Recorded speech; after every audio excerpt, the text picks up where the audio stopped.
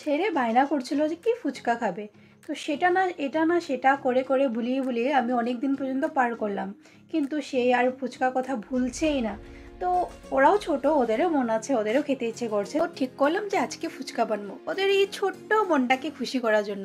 কিন্তু ঠান্ডার দিন টক জলেরটা ভিতরে গেলে কিছু ক্ষতি করতে পারে, এই জন্য আমি টক জলটা গরম জল দিয়ে বানিয়েছি যাতে ওদের কোনো ক্ষতি না করে। আর ফুচকা বানানো তোমাদের সাথে কী বা শেয়ার করবো, আজকাল বাড়িতে বাড়িতে ফুচকা হয়, সবাই জানেই ফুচকা বানাতে, তো এই জন্য আমি আর তোমাদের সাথে নতুন করে কিছু করলাম না, কোনো ভিডিও দিলাম না। হ্যাঁ, শুধু এতটুকুই বলবো যে আলু আর মটরটা আমি দুপুরবেলায় তৈরি করে রেখেছি মশলা টশলা দিয়ে, আর এখন শুধু ফুলকো ফুলকো ফুচকাটা ভাজবো। আর টক জলটা তৈরি, এখন ছেলে উঠলো ঘুম থেকে, এখন ছেলের বায়নাটা পুরা করি, আর ওর মুখের হাসিটা তোমরা দেখো। এই হলো আমার আলু মাখা। ও শুধু মটর দিয়ে খেতে ভালোবাসে না, এক গাদা গাদা আলু দিতে হয়েছে এখানে আমার। নতুন নতুন ফুচকা খাওয়া শিখলো ছেলে, বায়না করছে, মাকে তো বানিয়ে দিতে হবেই। আমরা না ছোটো থাকতে কত বায়না করেছি, মা তো সব কিছুই পুরো করেছে, তো এবার আমার পালা। ফুচকা বানানোর সময় এক প্রবলেম, ফুচকাগুলোর সাইজ এত বড় বড় ফুলে, কিন্তু আবার ধীরে ধীরে ধীরে ধীরে ছোট হয়ে হয়ে এতটুকু হয়ে যায়। তোমাদের সাথে কি এই প্রবলেমটা হয়? যদি থাকে তাহলে কমেন্টে তাড়াতাড়ি করে কিন্তু জানিও কত বড় ফুলেছে।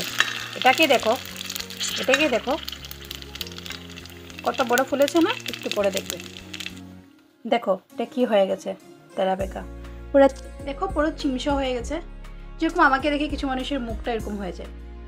Just kidding. ছেলেকে দেওয়ার আগে আমি একটু টেস্ট করে দেখি সব কিছু ঠিক মতো আছে কি না, না হলে আমাকে বারবার উঠাবে জায়গা থেকে।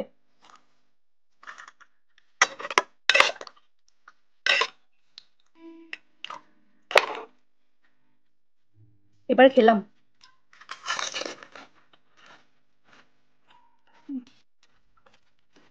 ঠিক আছে, কিন্তু তেঁতুলটা ভীষণ টক। চলবে।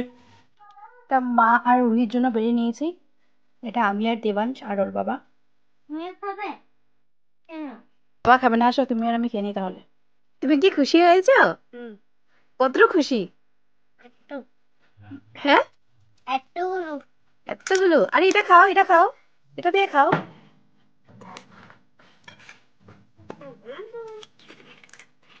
উনি খাবেন না, এই জন্য এতগুলো রয়ে গেছে। শুধু জল জল খাবে না। বাবা একটা চিপস করে চলো।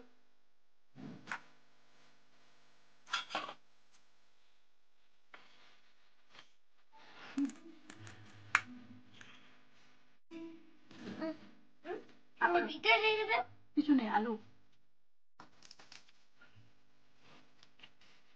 মটর খাবে না, মটর খাবে না। কেমন হয়েছে দেবাংশ?